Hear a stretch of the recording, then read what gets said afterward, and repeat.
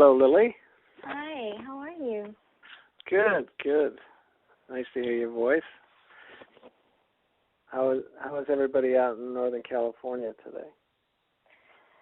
It's a little cold today, but it's sunny, so it's good. So yeah, I'm doing well. All right. Thank you. Yeah. Very nice. Well, why don't we just jump right in? And first, I would like to just read through your bio. It's quite interesting, and I'd like to start with that. Lily Truong is an ecotherapy practitioner, and through her experience working as an ecotherapist intern with Youth Homes Incorporated, which is a nonprofit organization providing group homes and therapeutic care to foster youth, Lily has come to a deeper understanding of how ecotherapy can be used in helping those who have experienced loss of home and how to heal this break with the world. With foster youth, ecotherapy can facilitate 1, the finding of family and home, 2, the finding of life values, 3, the finding of oneself, and 4, the finding of acceptance, love, and hope in the garden or through gardening-related activities. She is currently working as a teaching assistant for the director of the Ecotherapy Certificate Program in the Department of Consciousness and Transformative Studies at John F. Kennedy University. Starting off in business at JFKU, she transferred to integral psychology and has since obtained an MA in integral psychology with a certificate in ecotherapy. Also at JFKU, she has done market research and worked as a planning intern at the City of Pleasant Hill in the planning division of the Public Works and Community Development Department. She has also successfully worked in new home sales, all in California. Her passion for transformation began over 10 years ago with a meditation practice, and she has studied the Diamond Approach since 2009. She is now combining her interests by practicing personal and collective change through contemplation via the Diamond Approach, integral psychology, and ecotherapy.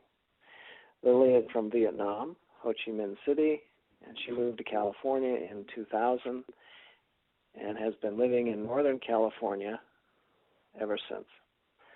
Welcome. Thank you so much. Yeah, it's a pleasure to be able to chat with you today.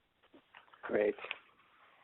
So you've been, you're really in the, I think it's very accurate to say you're the first generation integral thinkers that has come through the first educational institution of integral perspective and studies. And you have a degree now in integral psychology, and it strikes me that, and the reason why I wanted to do this dialogue with you on my Heart Awakening website and with you is because it really strikes me as a sort of a leading edge activity to do in the world, and which you're doing. So hopefully this will also be an inspiration to others who are looking for ways to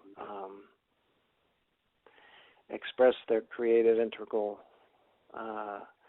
talents in the world with real jobs and real life paths and so on.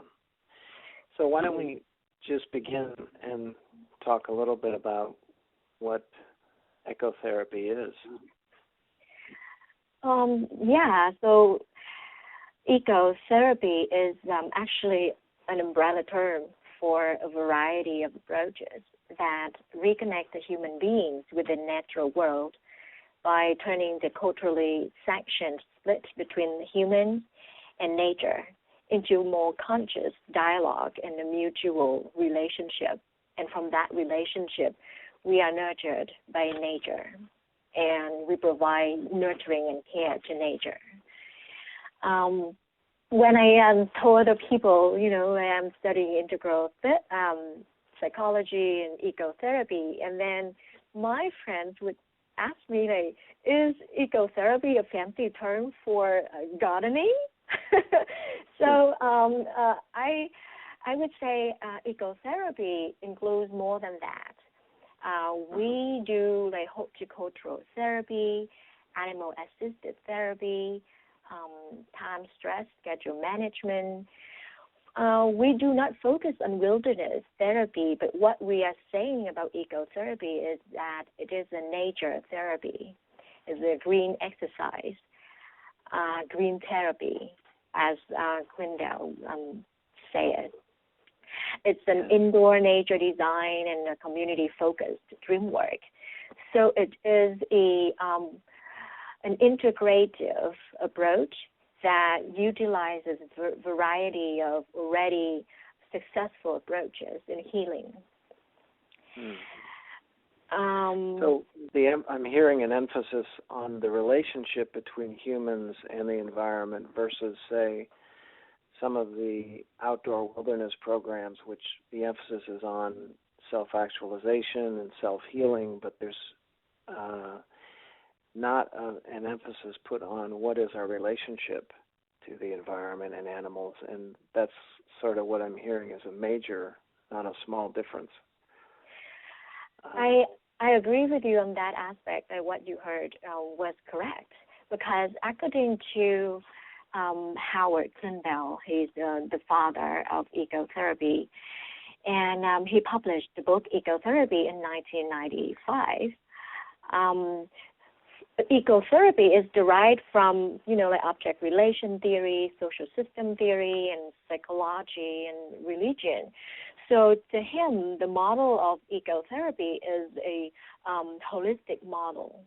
It's if I put it into an integral framework, it will include the individual and the collective, both the interiority and exteriority. And why I say it, according to Clinbell, the ecological spirituality or ecological circle that he proposes includes the mutual relationship we nurtured by nature, and then nurturing nature. So when we have that kind of relationship, we provide care, we reconnect our interiority through phenomenological experiences or investigation. We open ourselves up to a different kind of relationship, which in Western culture, rarely spoken of. It's created the alienation deep inside ourselves. Yes. So the focus on relationship is somewhat very leading edge, in my opinion, because eventually everything is in relation to everything else, including nature. And then we won't take care of anything. We won't protect anything unless we love it. And in order to experience that love, we have to have a relationship with it. So that is what the ecological circle about. Yes. Yeah, I mean, and this idea of interdependence, of course, has been around in classical cultural ideas for a long time, but in the West, only for, say, 100 years. And so literally for thousands of years, we've been working on the project of separating ourselves from the natural world and even controlling it, subduing it, taking from it. And so this really is what you're describing is really quite a profound shift. So that's go ahead. Oh, I agree with you, and I see the beauty in both a integral framework and ecotherapy, and how both of them fit nicely into one another, into each other, is that, in integral, we talk about the cultural aspect, the values, of the collective, and then the shared action of the collective. And in ecotherapy, it also utilizes eco-education, eco-cultural education, to bring more awareness about particular issues, which is, like raising like values, asking questions about like morals and ethics, and then from that space we have a better idea, a better motivation to source different kind of actions in the world.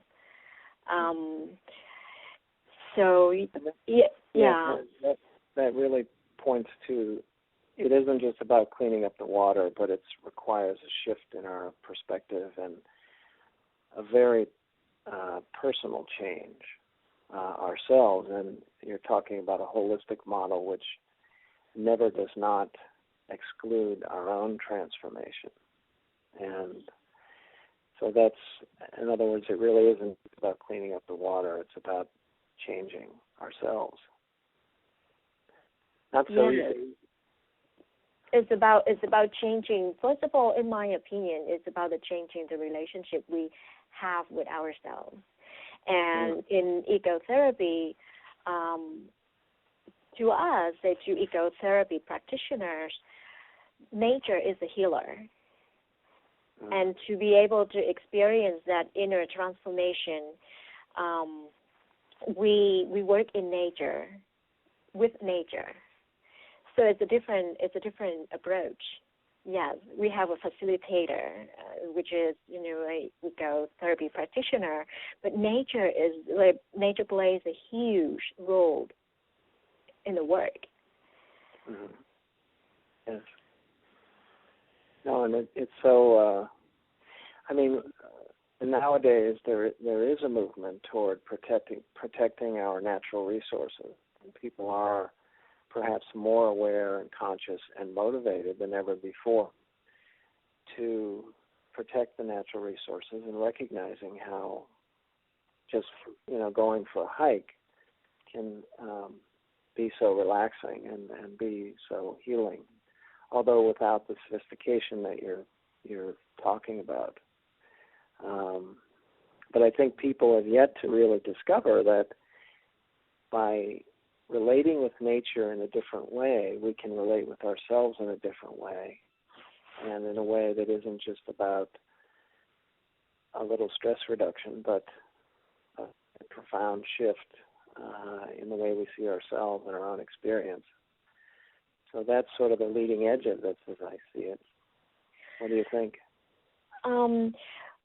As far as I know, the efforts of conservation to protect nature might not necessarily address the deeper interconnectedness and relationship with nature, and seeing nature in and of herself as an identity and has all the rights.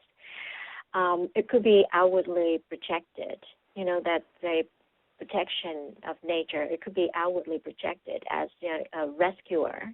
We are rescue the environment. So, eco-psychological lenses would trace this, the roles, that we usually play out in society, like the victim role, the persecutor and rescuer roles. And ecotherapy addresses that from a different perspective. For instances, I would say, in what ways we are victims, and we need to see it differently, not to be a victim in the situation, because when we identify as victims, we will tend to use violence and domination to persecute the dominator. And you can see that a lot in the activist movement, all of the outwardly projected anger, and you will see burned out, and people get burned out. Or the rescuer position, ecotherapist, we don't see that we have to rescue anything. We facilitate a different kind of relationship so that we can have a human nature connection. Instead of we are in a different position and we rescue the environment. We address the nature alienation that people have. It's a mutual relationship. It's not a rescuer and rescued relationship. Mm-hmm. Yes, very important. I can see how easy it is to go into that mode because those recent models that we have, so we will tend to repeat what has, with a great deal of success, in terms of the various movements coming out of the 60s. But what you're talking about is very different. Yes. Yes, well, for instance, Dr. Greenbelt, he urges humanity to heal itself by taking some time to reconnect with nature and to reconnect with one's own mind, body, and spirit, one's own well-being. And the goal is to actually help individuals participate in eco-bonding. So that is the relationship, the bonding, not just like a rescuer and helper relationship to a victim. You know, it's different. Like we actively participate with nature and learn to love our environment and our planet. So from that position, it's radical. I would say it's radical. Yeah. Yes. No, it is very different in that you're speaking about healing and transformation, and when we line up with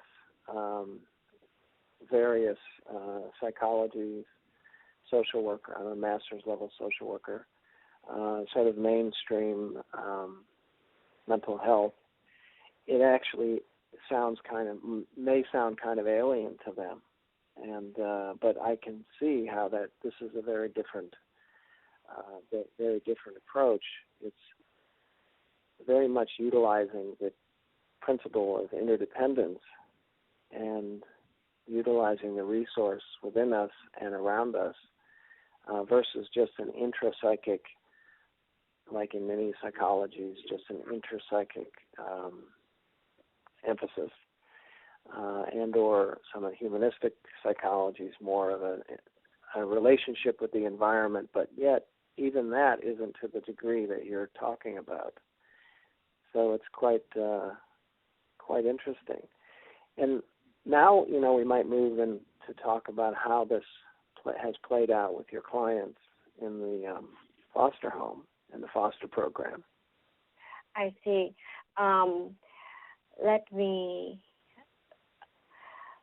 How's that? To me, I use a variety of techniques that I learned from ecotherapy with my clients. And because of my predispositions, like my conditions and my assumptions of reality, so my interpretation of the effectiveness of ecotherapy is slightly different. I based my interpretation of my experience on the assumption of ecotherapy, and the assumption of ecotherapy is that the rise in mental health illness and depression, particularly in young people and otherwise even healthy people, could imply that these people are not necessarily ill, but are interacting in a very rational way to their perception of the environment, of modern society, or the reaction to their current life situation. So that is the assumption. There is a split between inner seeing and the outer world. So the dominant issues that I've seen that's laid out with my clients is the involuntary loss of family and home, because there's state intervention.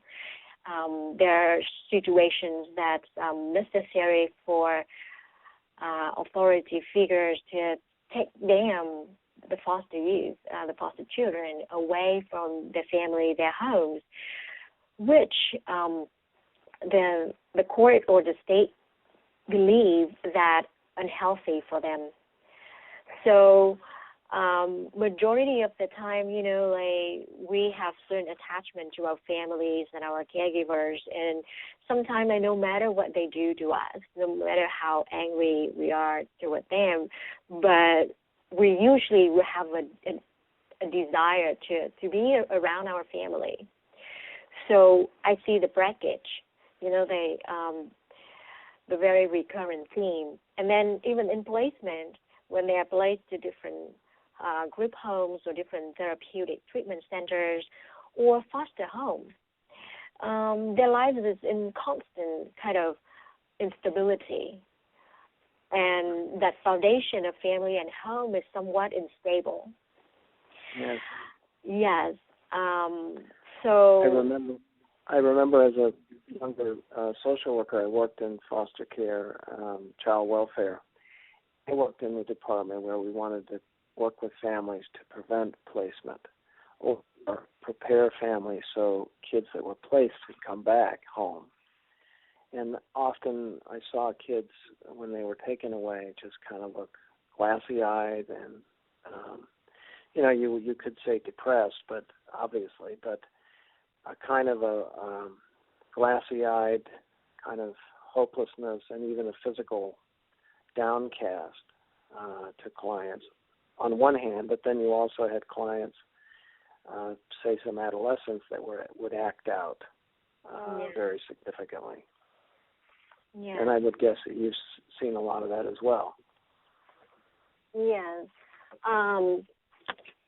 For instance, the majority of the work with foster youth, people rarely focus on addressing the grief. The grief of being removed from families and homes, the grief of being disconnected from or not being in touch with your staff, So usually they don't address that. And so family, for instances, in your opinion, what is home to you? What is family to you? Well, I would, in the light of this conversation, I would use the terms from a sort of a classical setting of Buddhism, an absolute truth and a relative truth. And being at home would be being in touch with the part of myself that is not at all implicated by all of the and traumas that I've experienced as a human being in this body, in this life. An absolute principle that's beyond the mind and the attachment to my mind, and being aware that that is who I am, but also living in a body, as a body, in a world, and being attentive to that. So being at home really has to address both of these profound truths. And it strikes me that with your clients, young people being, in most cases, I would guess, suddenly taken away or don't have the luxury of the development yet, perhaps, to get in touch with sort of an absolute truth. They're just traumatized. And so being at home means for me that I want to be in touch with the part of me that is universal, but also the part of me that needs to function in the world, be in relationships that are nurturing and positive, and be giving and receiving in a way, in very practical ways like livelihood, work, family, children, that sort of thing. Yes, I think you address different layers of feelings of being at home, from egocentric to ethnocentric to social-centric, and you even go to cosmocentric, which is the ultimate being at home, with the universe and in your body and getting in touch with the ultimate. So the reason that I asked that question, because each of us would have different needs with regard to family and home. And from an integral psychology framework, like home is both, like an abstract concept as well as a physical environment. And home is something I experience inside of me as well. So like a nested layers of homes. I'm feeling at home in my body. And how can I feel that? What kind of state of mind that would allow me to experience that, feeling peace and at home in my body?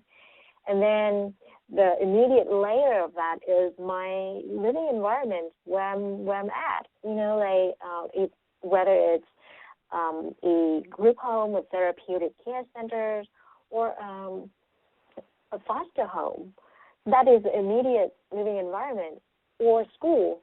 So that immediate living environment might change. But then what kind of conditions in there that would make me feel at home, would make my body relax and feel at home?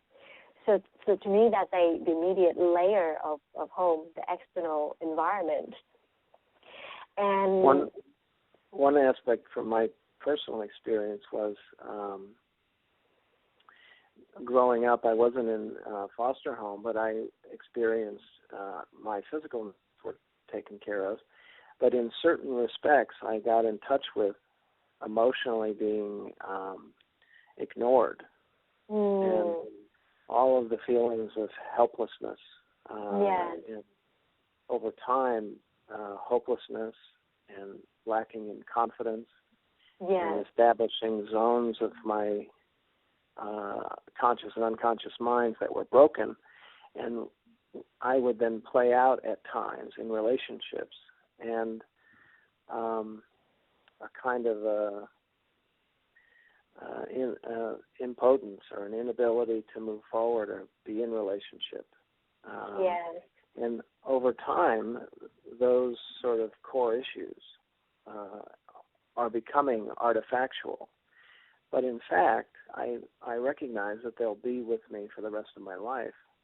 The difference is when I'm in touch with the part of me that is equally as liberated and not implicated by all of those difficulties. That the energy of it actually becomes healing, and there is more energy and attention for being in the world and in relationship. And it strikes me that that's my example, but for your clients, they have these kinds of very practical, you might say, real, rather, traumas in their childhoods that they've got to work with. And anyway, I wanted to get something in there that was more personal and less theoretical. I hope that helps. Actually, you touch a very brilliant point, because majority of the participants, my clients that I have worked with, they experience those kind of lack of emotional needs, emotional support. They were abused, they were neglected, all of that. So the inner experience of the environment of family and home.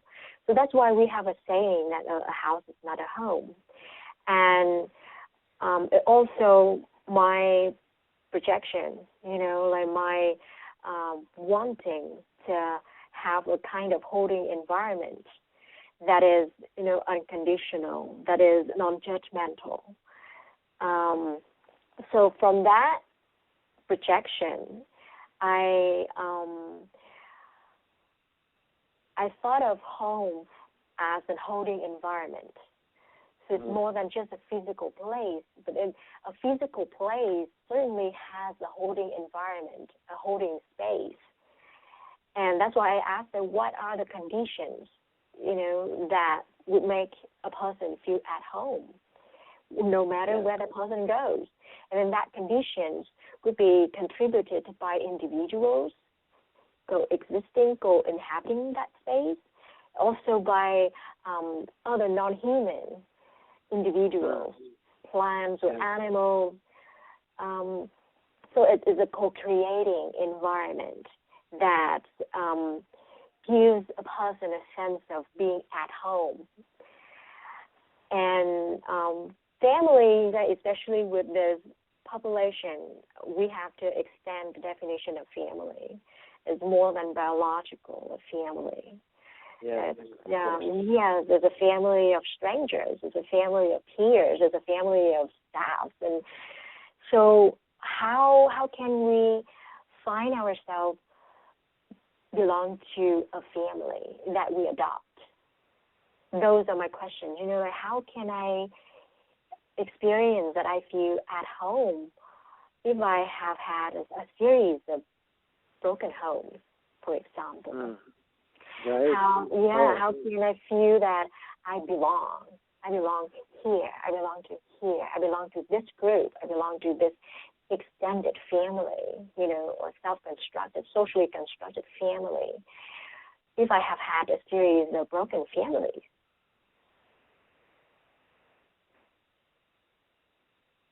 Yes. As you're speaking, I'm thinking about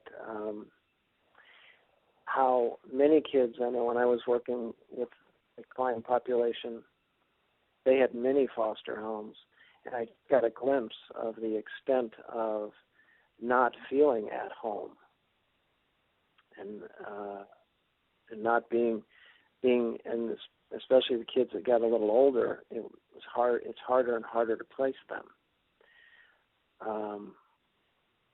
And I'm just struck by how it can really get complex and difficult. Yeah. And I wonder, I just want to ask you how you got interested in this topic. You feel so at home. When I listen to you talk about this, it feels so seamlessly at home for you. It's amazing. But how did you access this, and what moved in you that wanted you to move toward it? Even though I am not a foster, youth, and I haven't experienced living in group homes or foster families, but my life somewhat is very similar to one. When I was younger, I lived with my mom and my grandmother, but I didn't feel that I belonged to my community. I didn't feel that I was held, and for a lack of better word to say, but I didn't feel that I was held. So I didn't feel that I had a loving home. And one of the reasons is that my parents separated when I was 1 year old. So the feeling of almost a feeling of an, I cannot say that I'm an orphan, but the feeling of someone who doesn't have kind of who didn't grow up in a family environment where you have mom and dad and where you have all nurturing from a male figure and female figure. Mm-hmm. So I walked around and feeling kind of a huge sense of lack. And when I looked at other families, my friends' families, that they have father and they have mother and they went out together on holidays. And I just felt like that my family was not whole, was not complete. Mm. And then I moved from Vietnam to America when I was around 19, 20, and I didn't recognize the impact of that move. I moved to be with my fiancé and got married. So metaphorically speaking, I moved away from home and family. It was a voluntary choice, but then I moved to a different family, similar to, kind of a foster family, so to speak, even though it's an in-law family. similar to a foster living environment, because I needed to learn how to adapt. I needed to learn how to adopt the family. But then one of the important components of that experience was that I did not have a time to actually go through the grief process of, like being departed from my mother, my primary caregiver, my community, my friends, everything. So it was there and it was unaddressed. So I moved through life experience during that 7.5 years, living with, my ex-partner and my in-law family, and I never experienced that I belonged to that family. Never. So it's not about my external environment per se, it's about the inner environment, it's about the inner lenses that predisposed me to actually fully open and to include myself to a familial scene. Yes, indeed. So, I'm sorry, go ahead. Oh, please go ahead, yeah. Well, I was just going to say you also, and maybe you were going to get to this, but you also had the culture clash and being an immigrant and the developmental process that is entailed with that, going from an environment of familiarity, including language and the internalization of language and creating reality, to another culture, another language, another reality, and but anyway, yeah, I mean, I see the parallels, and also, it's said that our greatest pains can become our greatest gifts in the world, and the fact that you're so committed to, and you've been committed for the last decade or so, to your own personal transformation,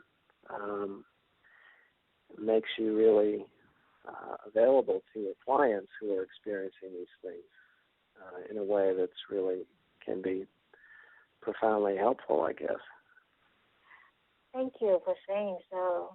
Yes, and I think through the process of finding myself in the new world in America, finding myself as a young adult, a young woman, and finding the values of, family and figuring out how to actually integrate into a group, into society. And through that process, I can relate greatly to foster youth experiences. And from that place, when I found the youth homes, and when I read of the little stories of their clients, and I broke down and I cried for hours. It's just,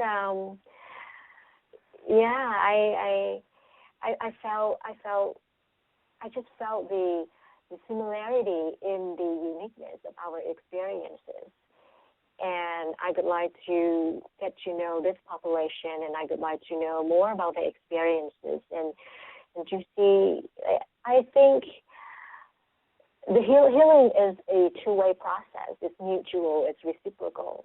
So through getting to know them and their experiences, and through interpreting their experiences and their healings, I received the healing myself. Yes. No, this has definitely been my experience as a social worker as well. And whatever client, and I've worked with many client populations, but, we inevitably access the part of ourselves that mirrors our client's suffering and dilemmas and challenges. And it may not be exactly like that, but it's definitely parts of me over the years, it gets activated, challenged, and put into the forefront. And I actually did my master's thesis on multi-problem families in inner-city environments. And the last couple of days, I've been just realizing the similarities in our journeys, differences as well. But experiencing growing up. My father had a chronic illness that really took him in a very profound way out of a relational,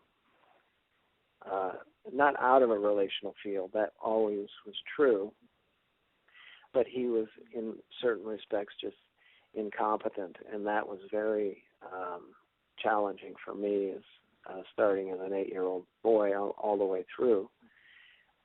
And then growing into a social worker role of trying to fix families and bring families together when inside I was feeling the effects of feeling broken in my family experience. So, yeah, and it's, through these experiences, and it's also been true that I've come through a lot and felt a kind of confidence and conviction out of the other side of the hellaciousness of it.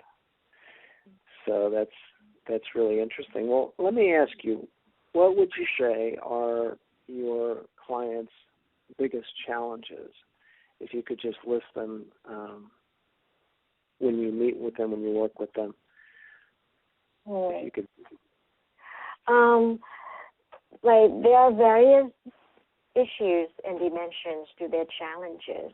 The first and immediate challenge that I see is emotional difficulties, the emotional ups and downs that they experience, especially during holiday season. Anger, frustration, and sometimes it's sadness.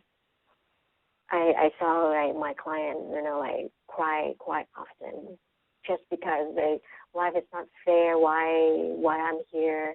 I want to be with my mom, or I want to be with my family. And then the other challenge is that they usually indoor, or in their room, although they have other activities, and the staff take them to the gym, take them to the mall, or to go to amusement parks. But other than that, they would, be at home, be at the group homes, and be in their rooms and watching TV, for example, or have computer time. So that's kind of the lack of small, immediate activities that could enrich their life and inner connectivity with themselves and the world. And then further challenges would be that, the alienation within their own living environment. And, so by saying that, I would move to one of the examples that I've had.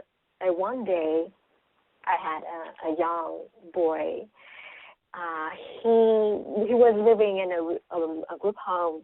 It was a therapeutic care center, and the maximum occupancy of that center is 6 kids, not including staff. And we have really high staff and clients ratio. So the house was packed with new kids and staff cooking and working and all of that. And he walked around and he talked to himself and he talked to me, and he was like, I can't handle it. There are too many people. I can't handle it. But then he told me that I have no family. The only thing I think of and look forward to the next day when I go to bed at night is school. School is everything I have. And I was so struck because, in order for a person to feel that alienated when that person is placed in an environment full of people, that must be an inner and outer split. It's a huge alienation. I'm also struck by the fact that he could verbalize that. Is actually quite amazing and a testament to. And I feel in the way that you're presenting ecotherapy that it's a strength-based approach. not a pathology-based approach. And in working with your clients and as a social worker working, recognizing there's more right about us than wrong.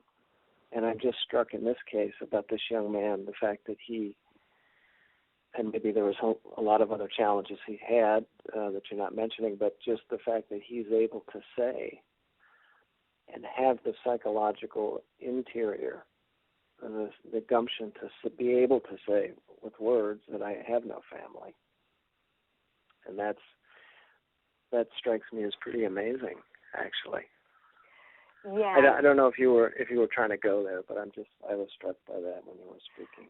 You are absolutely right. Like from an ecotherapeutic perspective, we don't see our clients. We don't use the pathology model. Like I said before, our assumption is that most of our external behaviors can be attributed to the inner-outer split from a depth psychology perspective, like the inner and outer split of the inner world and the outer world, the alienation with nature. So we try to see a person as a whole person, and we try to see the misconnection instead of seeing like disease and sicknesses and disorders. So you are absolutely right with that regard.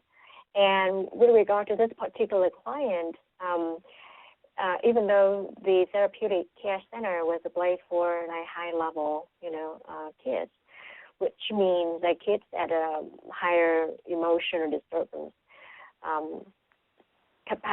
don't mean like they are placed at a higher like emotionally disturbed level. Yeah. But for him to vocally express that was huge, because I've seen other clients who just walked around and slammed the doors and got into fights with other residents without knowing what that was inside. But then the other thing that with ecotherapy practitioners, that we would take time to ask and then try to see what's underneath all of that, instead of like immediately go to reward and punishment or behavioral correction. For example, in this case with this gentleman, I suggested us to take a walk in the garden. And the technique was really simple. Like, we don't need to talk. Really, it's not about talk therapy.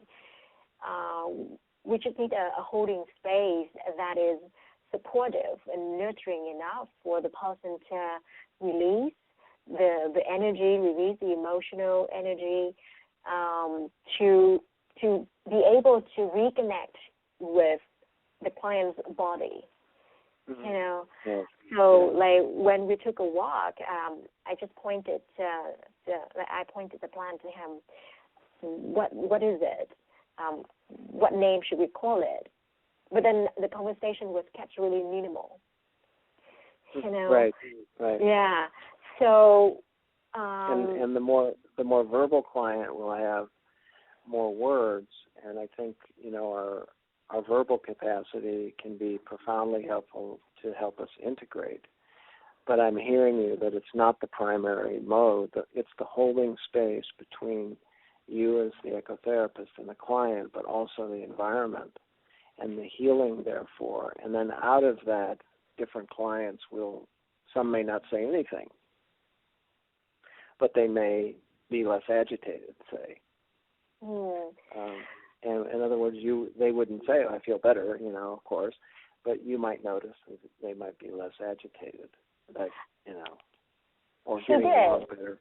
Yeah. He did get better after a very short walk in the garden. And I would say, the little walk might not be able to take away his loneliness, might not be able to take away his sadness or despair or pain, but it definitely took his mind off the topic, the emotional effect of the situation that he was experiencing in the house a few moments before. It did not make his thoughts disappear, but when he walked into the house again, he was much calmer. His nervous system was actually, get soothed. when it was highly aroused. And in fact, in recent empirical studies, it shows that exposure to nature brings substantial health benefits. For example, Richard Lowe, he points out that even 5 minutes in nature would be enough. Yeah. It's improved brain. Yeah. Please go on. Literally change the brain and the whole physiology, yes. Wow. Yes. So, well, go ahead. Oh, please go ahead. Well, I've heard you use the term holding space a number of times, and I have a very kind of a good sense of what that means, but I'm thinking about the role of the ecotherapist, how you see your role, and how the garden, and I'm feeling from you and seeing from your words that the holding space, that nature holds us as just because that's what nature does. And we as human beings, because we're so complicated, we often forget to hold space for each other and nature, and we forget that we are in relationship, and we sort of go deaf, dumb, and blind to the fact that we are always in relationship. So I'm thinking with the sort of quote-unquote the gestalt or the backdrop of nature forever holding, then as a therapist who is more conscious of this law of interdependence and the importance of holding, specifically in healing, that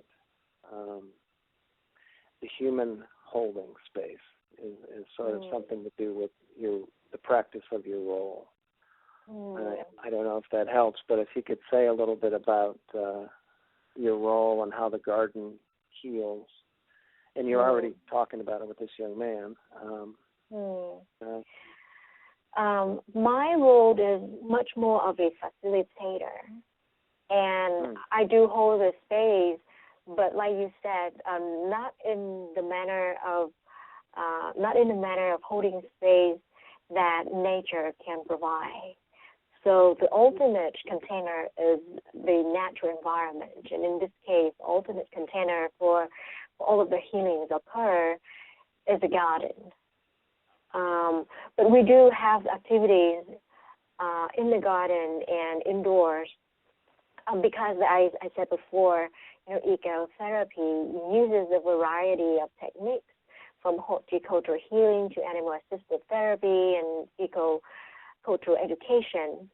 So the activities that I've used with my clients compass a variety of approaches. So we have, physical activities in the garden, sowing seeds, turning over the soil, and harvesting, pruning the plant.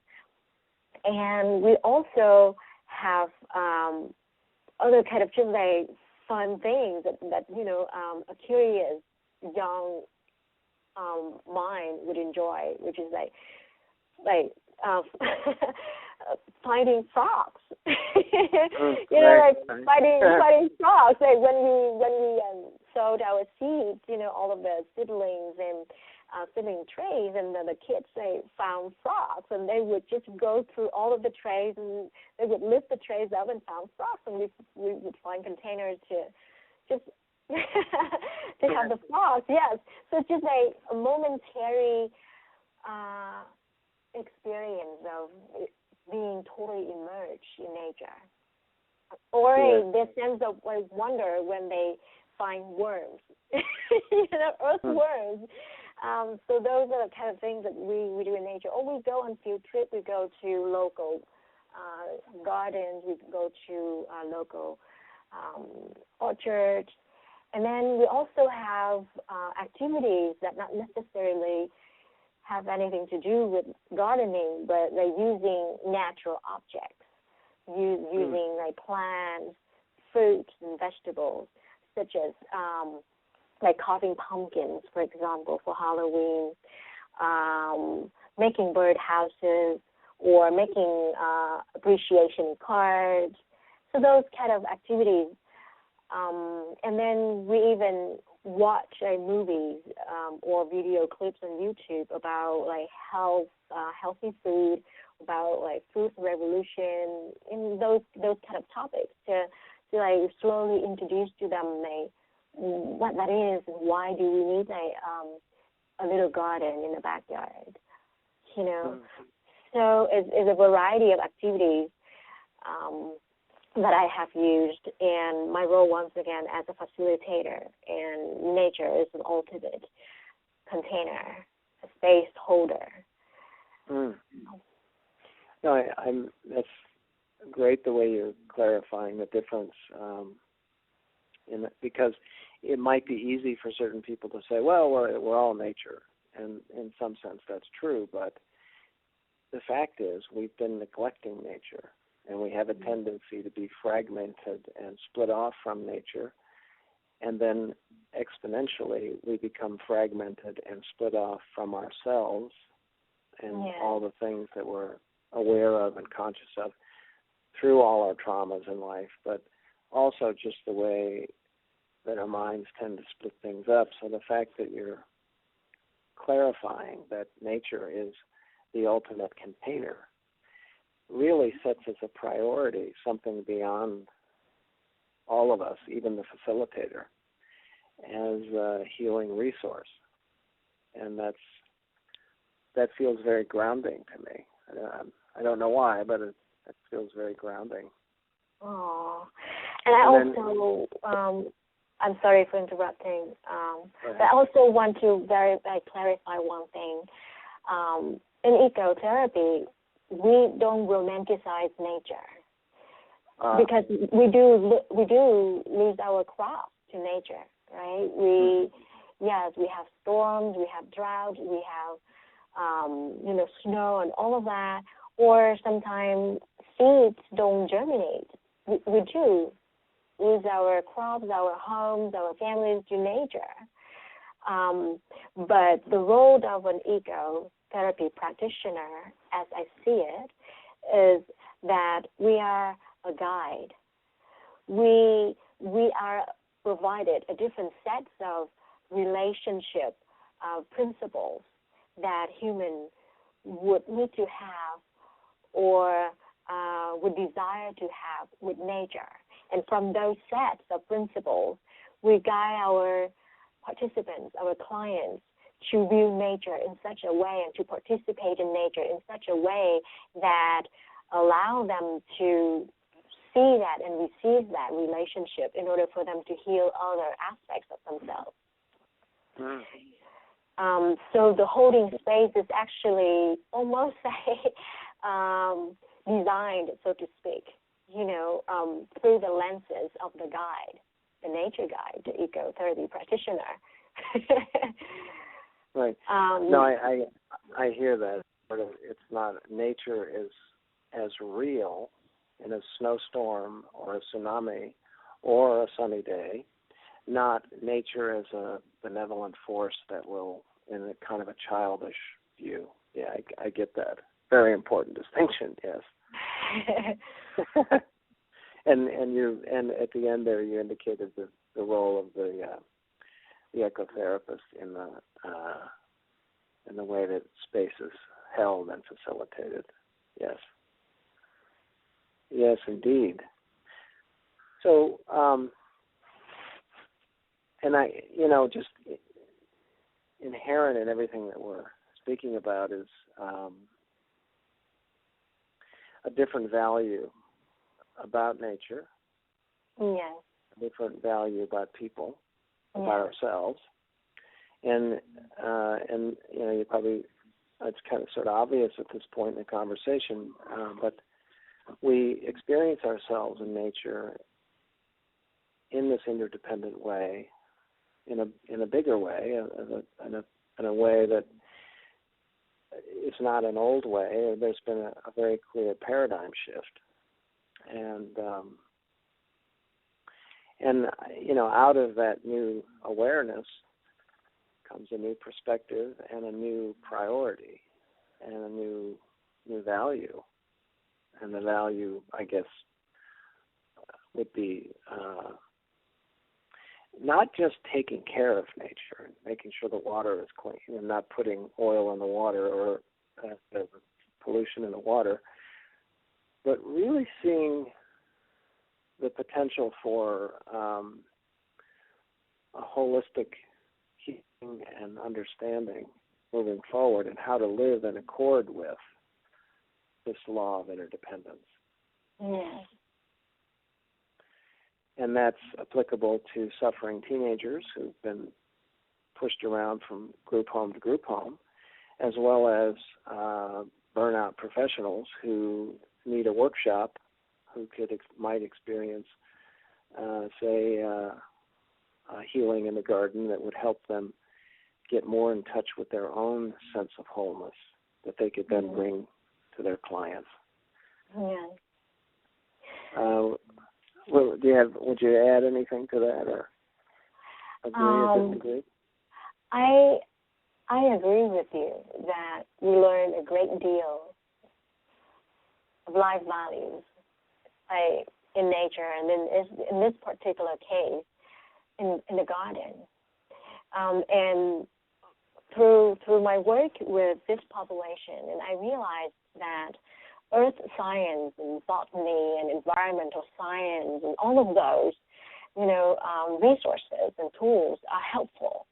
But then I also found a profound beauty in metaphoric learning, in symbolic learning, because we learn and we retain information through seeing, watching, observing, doing, participating, and reflecting, and then the lesson won't be won't be metabolized until we ourselves feel it and experience it totally.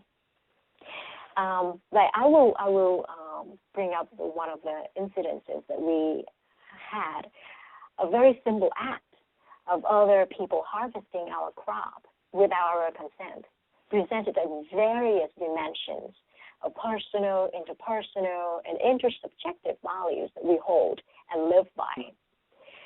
And one case, our lettuce and tomatoes and summer crop were harvested by another work crew.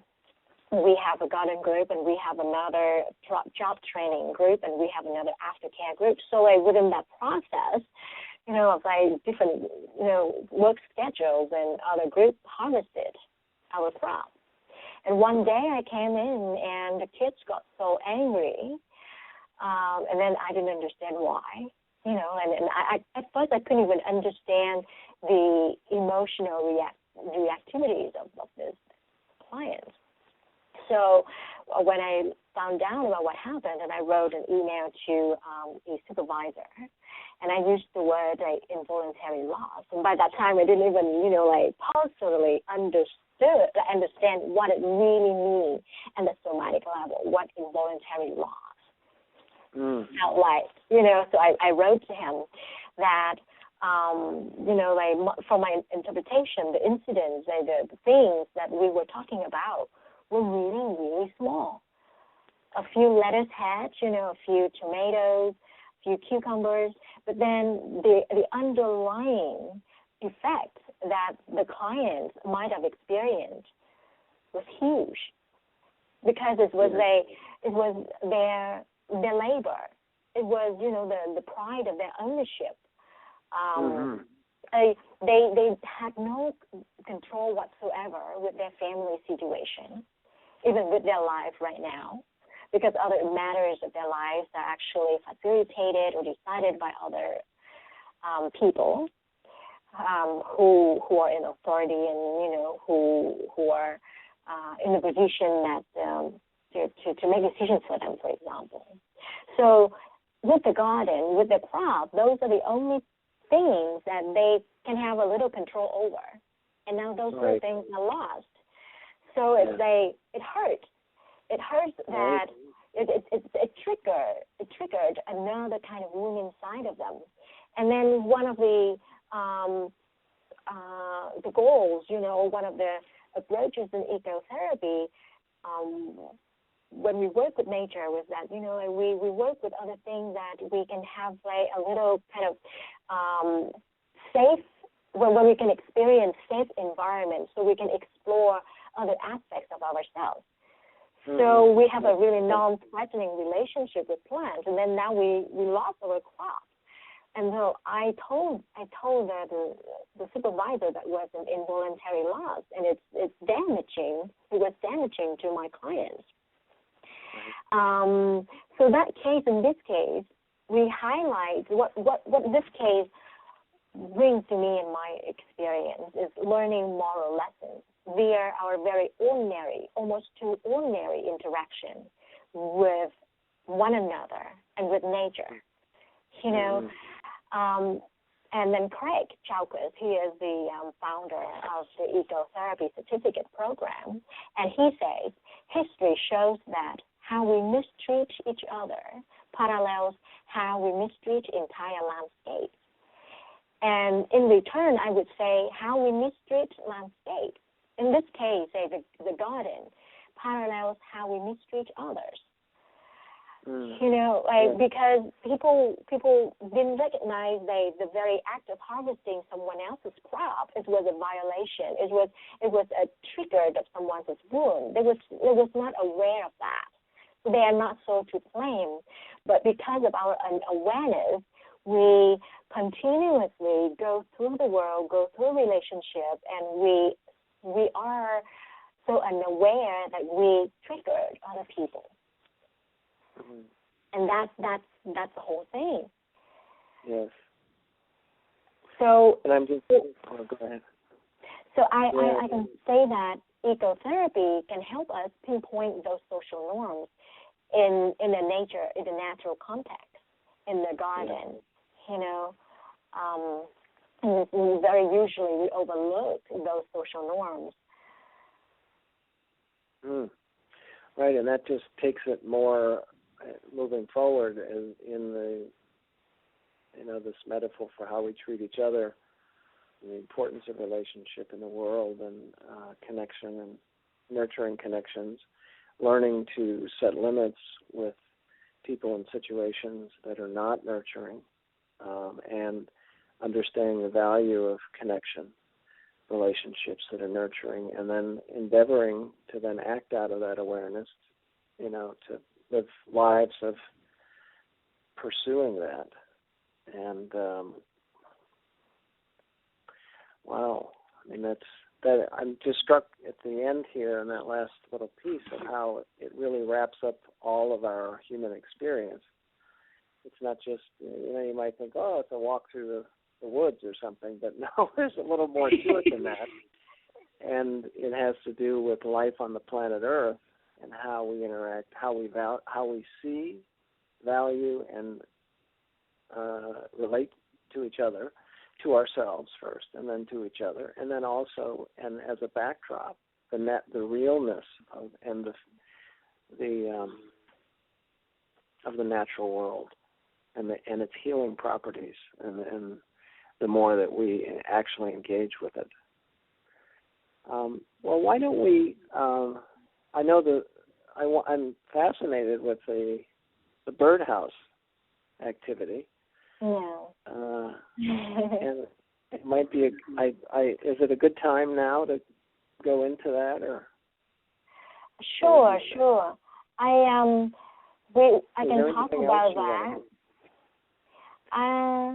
I think it would be a good time to touch base on that and to wrap it up, because to me it was one of the vital points in my internship, in my work with this population. It was it was a series of like crucial moments, and so speak directly into your mic. You're a little muffled there. If you I don't know if you're getting close to it or. Oh, okay. Oh, that's much better. That's much better right there. Okay, I see. All right. So the birdhouse making activity is also about finding one's place in the world. It's about making home for oneself. It's about finding hope. And I used milk jugs and milk cartons to make birdhouses, and I had the activities done at 3 different houses. Actually, two different houses. And then after we had the activities, we had other sessions at different weeks. We had a reflection, and we wrote, like poems, and we shared poems together. So this is my poems, and many of the words and expressions on here are actually my direct experience with my clients. So so here it goes. Yes. Making home for you or making home for me, I don't know. I put down a milk jug, a milk carton, or a pre-made wooden birdhouse. I take out my brushes and paints. I imagine I'm doing this for you, my fellow birds, but I'm so scared. It is too emotional for me right now. I really don't know why. It is too strange to rationalize. I have to imagine that I am building this for someone. Yes, I'm building it for someone special, like you. There must be a purpose in my creation, I reason to myself. My heart beats so loudly in my chest cavity.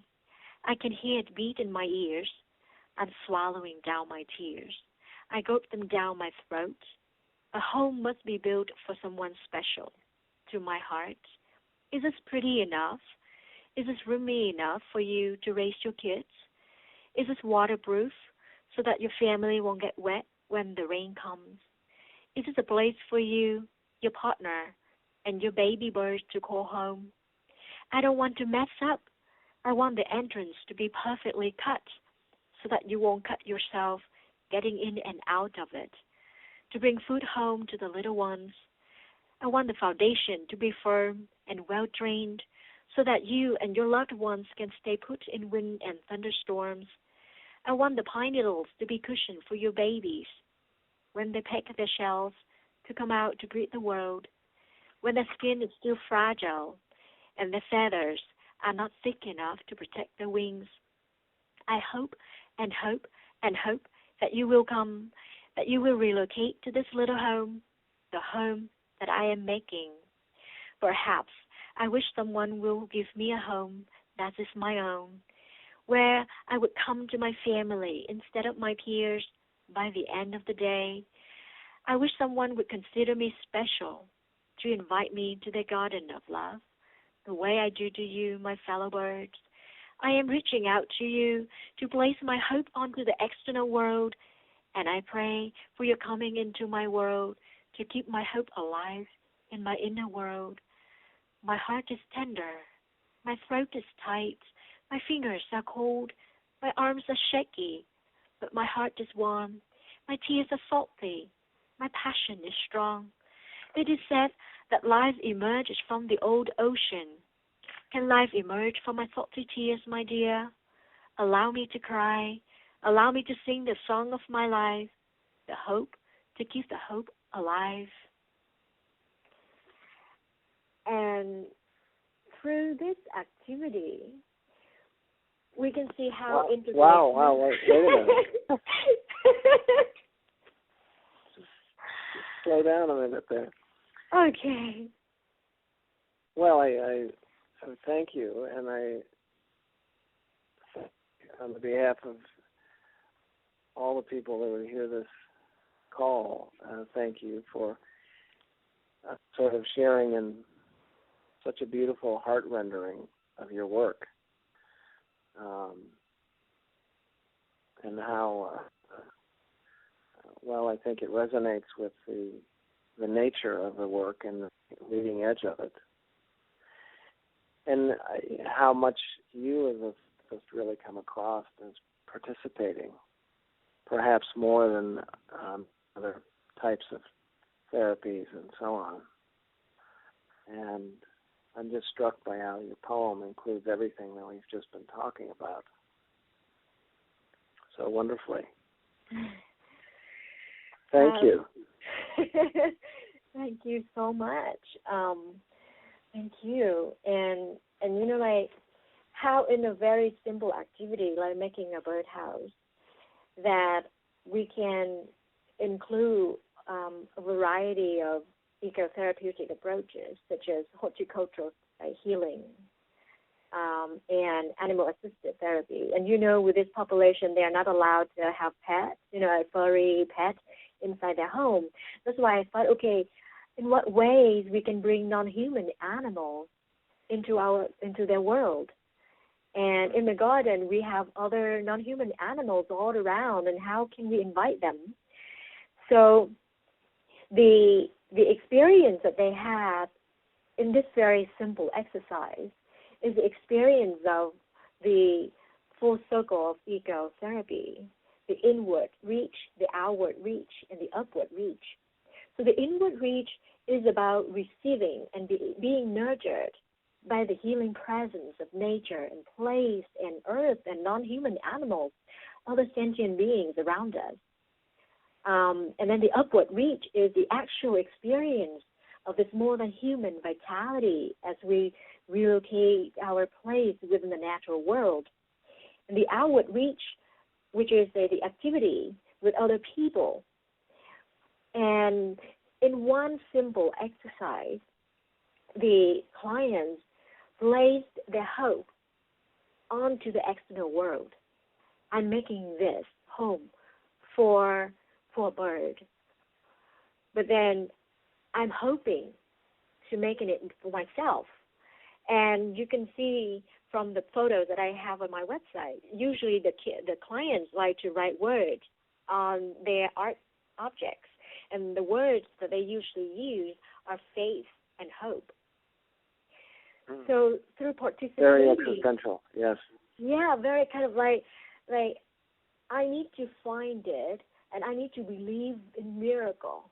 And I'm not saying that in a hopeless or hopeful sense. I'm saying that in a very practical, literally and metaphorical sense, that when the word actually came, you couldn't even believe how joyous the clients became. And we can see that when we provide a nurturing environment, not only to our fellow human beings, but other non-human beings, and we invite a different kind of relationship, a mirroring relationship, a nurturance. And it's a miracle. To me, it's a miracle. And then it's a lesson about acceptance and love. It's about patience, because we really do not know when the bird is going to come. Or we do not know all the seeds are going to germinate. But we learn to be patient. We learn from receiving feedback from the environment. Why the seeds don't germinate, why the birds don't come. Should we make a bigger house? Should we put it a different place? So it's a different kind of holding environment and different kind of learning environment. Like within an educational institution or a family, when we do something through trials and errors, we usually get feedbacks, and most of the time or sometimes those are not so constructive. We receive judgment from other people, and then it kind of kills a sense of wonder, a sense of curiosity, a sense of daring to try in an individual.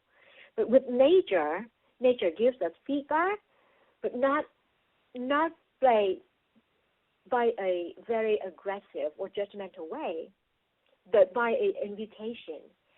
The nature invites our curiosity. Look at me, my leaves get yellow. So it invites a curiosity in a person, and when you love something, you're curious about it, and you will need to find ways to take care of it. And through that relationship, we learn acceptance. No matter what we do, we are accepted. We are accepted for our failures, for our success, or for our errors and trials. So it's about acceptance. And when we can be fully accepted by such a holding environment, we learn how to accept ourselves. We learn how to accept our mistakes. We learn how to accept our flaws, And then through that acceptance, we learn about love. Because, because when we are fully accepted for who we are, without all of the other conditions, we feel loved. I am loved for who I am. It's okay to not know how to mix paint, how to mix a orange, and it was okay for a young boy to try through a dozen of times after 3 weeks, and finally he got it. He was able to do it, and it's just like, I feel the self-esteem in me. I have higher self-esteem in me. I have trust in me. It's okay to experiment. It's a sense of like loving my trials and errors. And that love can mirror back to us by nature, through nature, and through interacting with nature. And through that, everything is possible. Through that unconditional acceptance and through that experience of love, we have the experience that everything is possible. And that is where hope comes. That is where hope is kept alive. Everything is possible. I'm just so fascinated and heartened by the way you were describing nature extends an invitation, and how this and how uncommon that kind of encouragement is in our lives, and how important it is. There's a kind of a feedback loop. There is a feedback loop, but it's expressed in a way that only uplifts, and there's this invitation, which is very fascinating. Wonderful. Yes, wonderful. And especially with this population where it's very difficult to find a sense of belongingness in continuously changing living environment and groups. Momentary experience of being at home in their body, being at peace in their body, it's really crucial. That is where I find home. Yes, indeed. And they've been anyway, we've talked about this, but they've been through so many places, and a lot of them are beat down, so, and interesting, rightfully so, based on their histories. And sometimes you as a therapist have to be quite patient as well. Yeah. So wonderful. It's a very clear, and also I'm just very much feeling the heart and soul of this work for you, which is so important. And seems so in sync with the immensity and profundity of the natural world. So thank you so much. Is there anything else that we've not discussed that we should, or that you would like to end on? And I just want to say that if people type in Ecotherapy for Foster Youth on Facebook, they'll have your website there, right? You'll have that web page. Yes, there is a page that I created. It's called Ecotherapy for Foster Youth, and I usually post photos or other articles that relate to nature and contact with nature and the work that I've done. Yeah. Nice. Yeah. Any final thoughts? Thank you so much for an opportunity to talk with you about ecotherapy and about my work. And I feel so honored to have someone share the same passion with what I've done. I feel so humble. I'm still new to the field, and there are so many seniors who already have a valuable contributions to the world, and I hope that my little contribution would make a tiny, teeny difference in someone's life, and that's all that matters.